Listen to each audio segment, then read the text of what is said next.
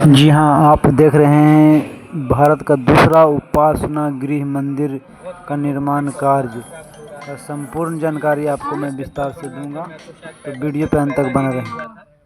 जो मित्र हैं यहाँ भी शायद मुश्किल से ही उन्होंने उसका कंस्ट्रक्शन देखा होगा, कोई नहीं देखा। तो अभी जो हम सेंटर में है ये हमारे उपासना गृह का सेंटर है और मैं आपको समझाने के लिए बताऊँ यहाँ से ये हमारे रोहित और सौरभ सर हैं जो मंदिर की विस्तार से जानकारी विधिवत पूर्वक बता रहे हैं कि कैसे मंदिर बनेगा, कहाँ पे इसका मेन गर्भगृह रहेगा, कहाँ पर क्या रहेगा। विस्तार से आप वीडियो को समझिए और विस्तार से देखिए। हमारा मेन कॉलम शुरू होगा, लेकिन हम देखें आज हम जहाँ खड़े हैं यहाँ हमारे मंदिर का गेट नहीं होगा। मंदिर का गेट यहाँ से 20 फीट ऊपर होगा, यानी कि हम इस पूरी ज़मीन को मट्टी भर कर 20 फीट ऊंचा लेके जाएंगे। और समझने के लिए मैं आपको बताऊं, ये जो आप ये बिल्डिंग देख रहे हैं इसका जो ऊपर वाला लेयर है हम इस पूरी ज़मीन को वहाँ तक भरेंगे। उसके बाद हमारे मंदिर बनने का मेन जो मंदिर है कंस्ट्रक्शन वहाँ से शुरू होगा। लेकिन उससे पहले हमें ये ध्यान रखना चाहिए, जिस प्रकार वृक्ष मजबूत तब कहलाएगा जब उसकी जड़ मजबूत है।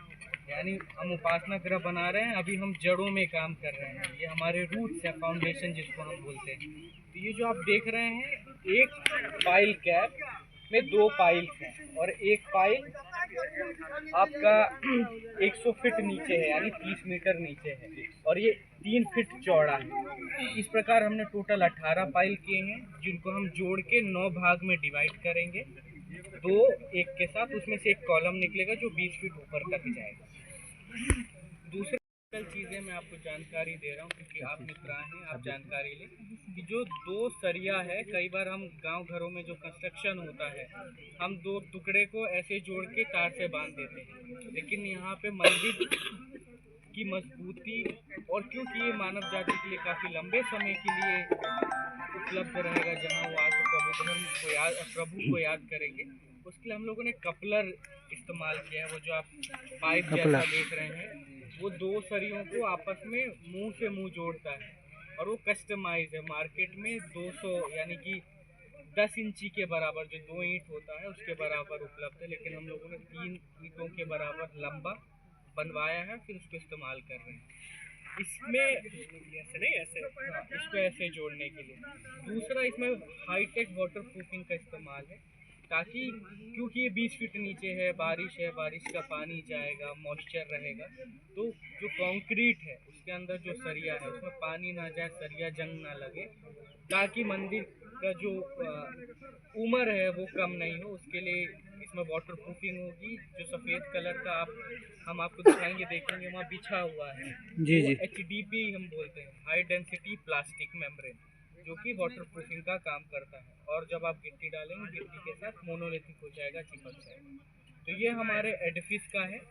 इस टेम्पल में 3 फूल भी बनेंगे, लेकिन वो अभी आपको नहीं दिखेगा।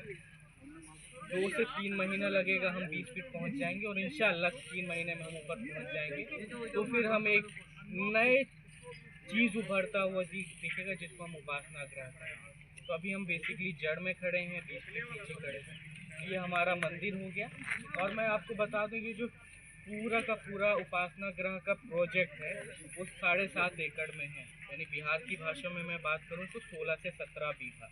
और इस पूरे प्रोजेक्ट को 2 भागों में डिवाइड किया गया है। एक तो उपासना गृह वाला प्रोजेक्ट, दूसरा हमारा ज्ञान केंद्र, मल्टीपर्पज़ फैसिलिटी हम इसे बोलते हैं, जहाँ पे जैसे आप जैसे मित्र हैं जब ये बनने के बाद आएंगे तो उनके ठहरने की व्यवस्था होगी, लाइब्रेरी होगी, मल्टीपर्पज़ हॉल होगा, साथ में डाइनिंग एरिया होगा जहाँ पे यहाँ पूरे भोजनालय होगा, और साथ में एक बिल्डिंग होगी जो कि हमारे VIP जो गेस्ट हैं, काउंसलर्स हो गए, NSA मेम्बर्स हो, उनके ठहरने के लिए।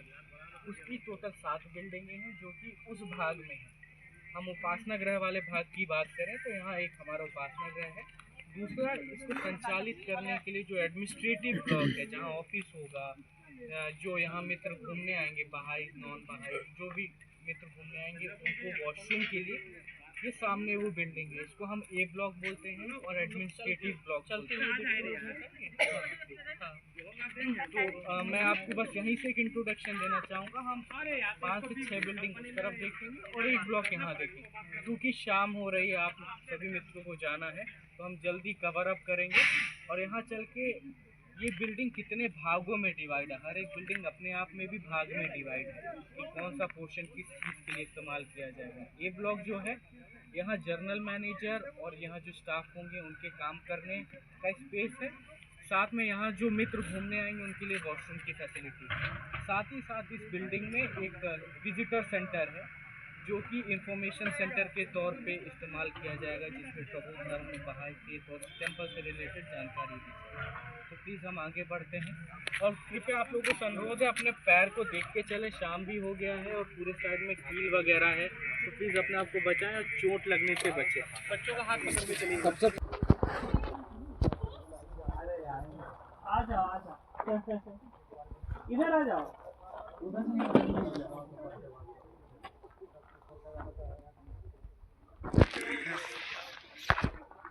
हुए हैं और उपस्थित होकर के हम लोग यहाँ पर प्रार्थना बनते हुए देखें इसको। आज दिल्ली में जो लोटस टेम्पल है, कमल मंदिर, वो बन के तैयार हो गया है, तब हम लोग जाते हैं या देखते हैं। लेकिन कुछ लोग जो ऐसे होंगे जो उनको बनते हुए देखें, तो वो कहते होंगे कि नहीं, हम इसको बनते हुए देखें। और ये कितना सौभाग्य की बात है कि उसको वो बन